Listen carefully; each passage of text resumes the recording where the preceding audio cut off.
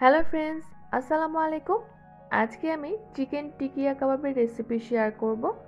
যারা গরুর মাংসটাকে অ্যাভয়েড করতে চান তারা খুব সহজেই মুরগির মাংস দিয়ে এই টিকিয়া কাবাবটি তৈরি করতে পারবেন। আর এটা খেতেও কিন্তু অনেক বেশি মজার। পুরো মাস জুড়ে কিভাবে এই কাবাবটি সংরক্ষণ করে রাখতে পারবেন সেই সকল টিপস সহ থাকছে আজকের রেসিপিতে। তবে চলুন শুরু করি।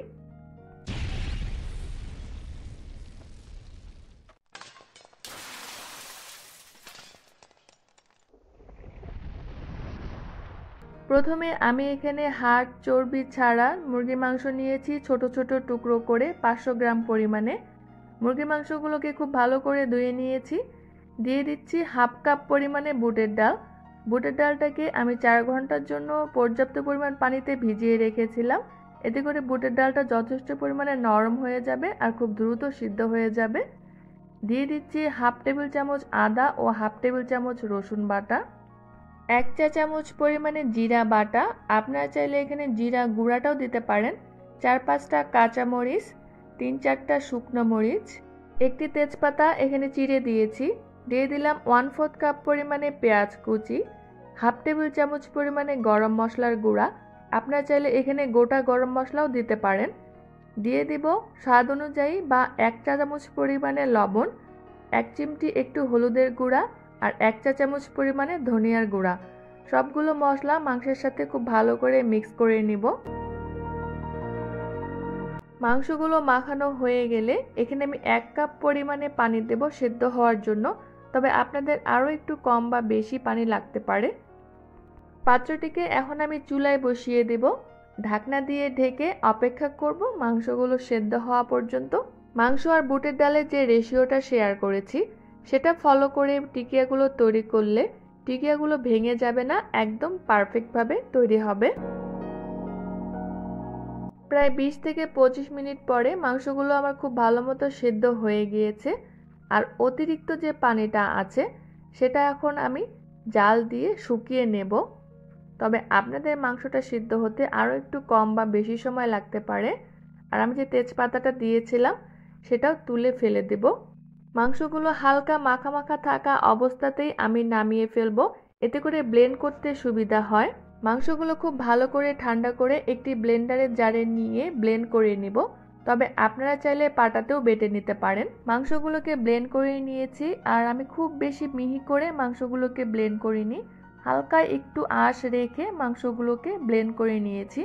দিয়ে দিচ্ছি হাফ কাপ পরিমাণে পেঁয়াজের বেরেস্তা, 2 টেবিল চামচ পরিমাণে ধনিয়া পাতা কুচি, 1 টেবিল চামচ বা স্বাদ মতো কাঁচামরিচ কুচি, হাফ চা চামচ পরিমাণে শাহি গরম মশলার গুঁড়া। এই গরম মশলার রেসিপি আমার চ্যানেলে দেওয়া আছে, এর লিঙ্ক আমি ডেসক্রিপশন বক্সে দিয়ে দেব, আপনারা চাইলে সেখান থেকে দেখে নিতে পারেন। সব উপকরণগুলো খুব ভালো করে মিক্স করে নিব। এরপর মিডিয়াম সাইজের একটি ডিম খুব ভালো করে ফেটে নিয়েছি, সেখান থেকে প্রথমে অর্ধেকটা ডিম দিয়ে একটু মিক্স করে নিব। এরপর বাকি অর্ধেকটা ডিম দিয়ে খুব ভালো করে মিক্স করে নিব। ডিমের পরিমাণ বেশি হয়ে গেলে মিশ্রণটা নরম হয়ে যাবে, তাই আমি অর্ধেকটা ডিম দিয়ে প্রথমে একটু দেখে নিলাম যে ডিমের মিশ্রণ আর লাগবে কিনা। আর আমার মনে হয়েছে যে পুরোটাই লাগবে, তাই আমি এখানে পুরোটা ডিম দিয়ে দিয়েছি। মাখানো হয়ে গেলে পরিমাণ মতো মাংসের মিশ্রণ নিয়ে এভাবে গোল গোল করে তারপরে চাপ দিলেই দেখবেন যে খুব সুন্দর টিকিয়ার শেপ হয়ে যাবে। আর চেষ্টা করবেন টিকিয়াগুলোকে যতটুকু সম্ভব মসৃণ করে তৈরি করতে, কোনো রকমের যেন ফাটল না থাকে। আর টিকিয়াগুলো আপনারা নিজেদের পছন্দ মতো ছোট বা বড় করে তৈরি করতে পারেন। টিকিয়াগুলো এ পর্যায়ে বানিয়ে একটি ছড়ানো পাত্রে রেখে ডিপ ফ্রিজে 1 ঘন্টার জন্য রেখে যখন একটু শক্ত হয়ে আসবে ঠিক সেই সময় একটি এয়ারটাইট কন্টেনারে ভরে 1 মাসের জন্য ডিপ ফ্রিজে সংরক্ষণ করতে পারবেন। টিকিয়াগুলোকে এখন ভাজতে চলে যাচ্ছি। এজন্য চুলায় একটি পাত্রে পর্যাপ্ত পরিমাণ তেল দিয়ে তেলটা যখন গরম হয়ে আসবে ঠিক সেই সময় টিকিয়াগুলোকে এক এক করে দিয়ে দিতে হবে। খুব বেশি চাপাচাপি করে টিকিয়াগুলোকে না দিয়ে একটু ফাঁকা ফাঁকা করে দেওয়াই ভালো। তারপরে এক পাশে 2 মিনিটের মতো একটু ভেজে নিয়ে যখন এক পাশে লাল হয়ে আসবে ঠিক সেই সময় উল্টে দিতে হবে। টিকিয়াগুলোকে দিয়ে সাথে সাথে উল্টাতে যাবেন না, এতে করে কিন্তু ভেঙে যাওয়ার সম্ভাবনা থাকে। টিকিয়াগুলো যদি একদম ডুবো তেলে ভাজা হয় তাহলে ভিতর থেকে ড্রাই হয়ে যায়, এজন্য অর্ধেক ডুবে থাকবে ঠিক এমন করে তেলের পরিমাণটা দিতে হবে। চুলার জালটি মিডিয়াম টু লো এর মাঝামাঝিতে রেখে উল্টে পাল্টে টিকিয়াগুলোকে ব্রাউন কালার করে ভেজে নিয়েছি। আর টিকিয়াগুলো ভাজার পরে একটি কিচেন টিস্যুর উপর তুলে নিয়েছি, এতে করে অতিরিক্ত যে তেলটা আছে সেটা সোক হয়ে যাবে। সব টিকিয়াগুলোকে আমি ভেজে তুলেছি। আর একটি টিকিয়া আমি আপনাদের সঙ্গে একটু ভেঙে শেয়ার করছি।